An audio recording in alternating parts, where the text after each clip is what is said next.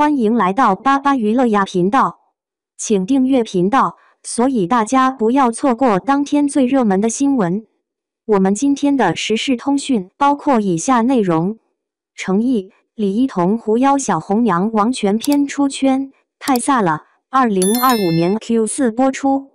古装剧《狐妖小红娘王权篇》今日发布了新的预告，质感比《狐妖小红娘》系列都好。不知道这部剧能否打破漫改魔咒，成为国漫改编剧的新标杆？古装剧《狐妖小红娘王权篇》热度。古装剧《狐妖小红娘王权篇》大概率不会改名了。该剧以人妖共存的世界观为核心，讲述了王权富贵与青铜追求自由与天下大同的成长故事。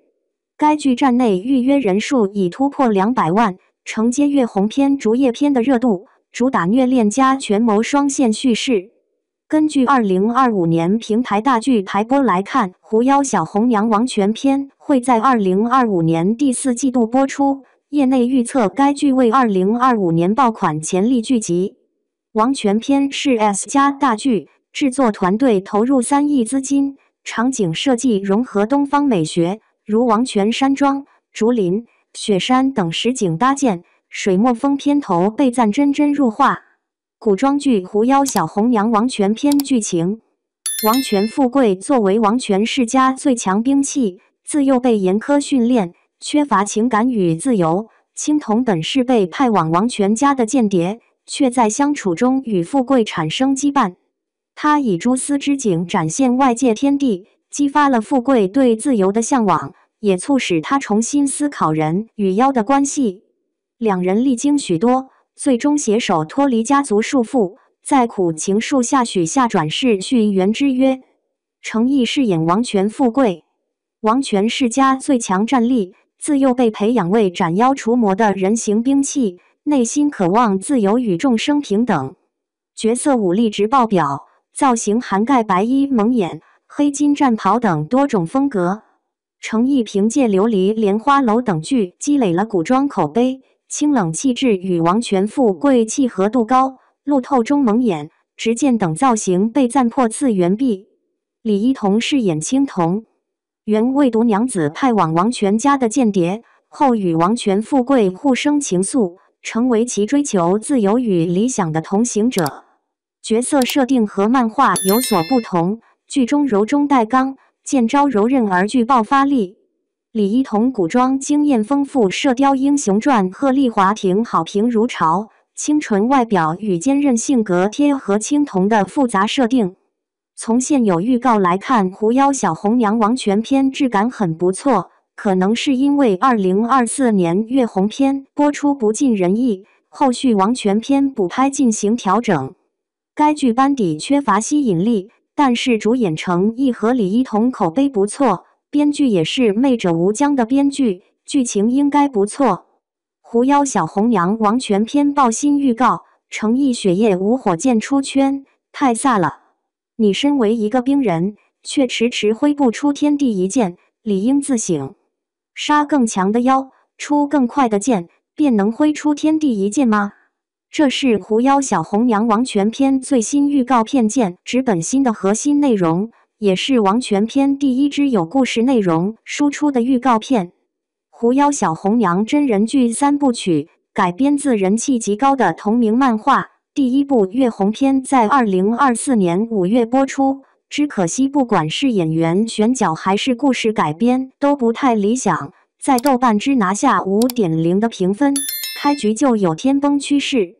但好在狐妖小红娘真人剧系列虽然有世界联动，每篇的主角以及故事都相对独立，所以不会有太大的连锁反应。而且当时3部曲选角公布时，就有漫粉提出月红篇的选角很不理想。月红篇和竹叶篇是3部曲中的女主剧，分别挑选了85花当中的杨幂与刘诗诗做主演。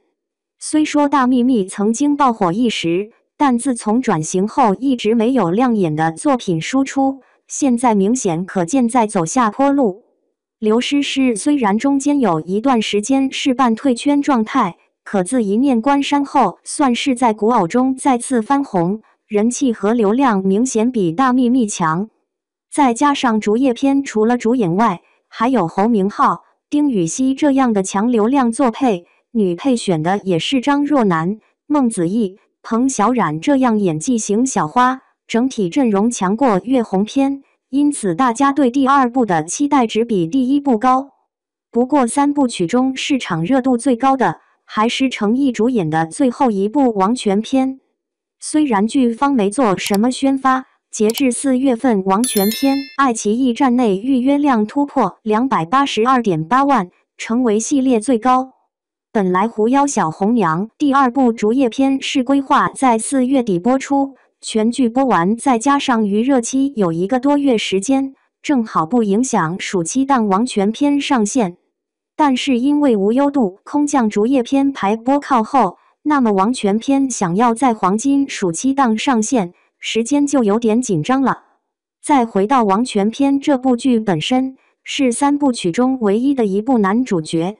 故事线在竹叶篇后面，主线以王权世家的少主王权富贵为视角，他是王权霸业与东方怀竹之子，也是王权世家的最强兵人。可惜这样有着显赫身世的世家子，却自小被父亲当作斩杀妖怪的兵人培养，囚禁在一方天地中，每天修炼道法，毫无生活和自由可言。所以最新的预告片中才有王权富贵自述的那句话：“我的心是冷的，没有温度。”蜘蛛精青铜改变了王权富贵的生活，虽然他们相遇一点也不美好，那时青铜还是半人半兽，负伤累累的蜘蛛精，可王权富贵知道他是妖怪，仍选择给他疗伤，放过他。此后借由青铜，王权富贵接触了外面的世界，并且爱上了青铜，可这段人妖恋情却遭到了家族的反对。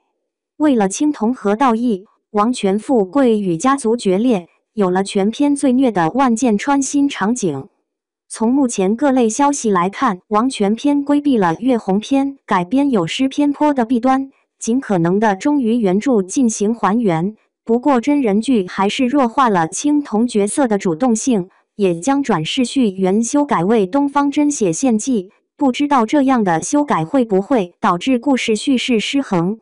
当然，王权篇成为3部曲最期待作品，必须要提主演程毅的贡献值。我记得当时官宣男主时，网友就调侃程毅是天选王权富贵，感觉自从他成为天选李莲花后，每一个古装角色都是天选之人。王权富贵与程毅以往饰演的角色还是很多区别。首先，他的性格因为被当兵人培养，清冷孤傲，不善于与人交往。程毅的妆造有2个类型，一个是黑发白衣的道门造型，整体偏清瘦，后面还有一个黑袍白发造型，偏素重，其他还有战损妆出现在花絮中。尽管也有网友吐槽，他30加的年龄饰演一开始12岁的富贵少爷很不适，可从花絮看还可以，没有大的违和感。还有程毅的打戏一直是吸睛亮点，他继莲花楼里相宜的红绸舞剑后，在王权篇中又挥出了王权富贵的血液火箭，据说剑上燃起的熊熊烈火不是特效，是真火燃烧，虽然只有短短几秒钟，但血液的黑白和剑上红光形成了鲜明对比，超级飒。剧中的女主由李一桐饰演，私以为这是狐妖小红娘真人剧中最有 CP 感的一对。花絮中李一桐的哭戏和打戏都过关，感染力很强，尽管弱化了她的角色，存在感也很强。目前大家最关心的是王权篇暑期档能不能按时上映，和据说同样安排在暑期档上线的《富山海》形成一个武侠加奇幻双剧矩阵，让喜欢程毅的剧迷看个过瘾。